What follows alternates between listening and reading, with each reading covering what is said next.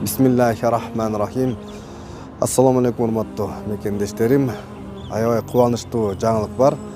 Дагы бир жолу Газадагы момун мусулман бир туугандарга ысык тамак тараттык. 22 казан кайнатып. Алхамдулиллах 3000дей биздин момун мусулман бир туугандар ошо ысык тамактан жешти. Сиздердин аманатыңыздар жетти.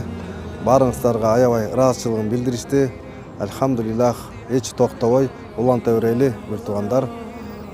Ушул биздин Ак ниет садака фонду ушул жакынкы күндөрдө ушундай бир жакшы иш чара өткөрдү. Ассаламу алейкум, рахматуллахи ва баракатух.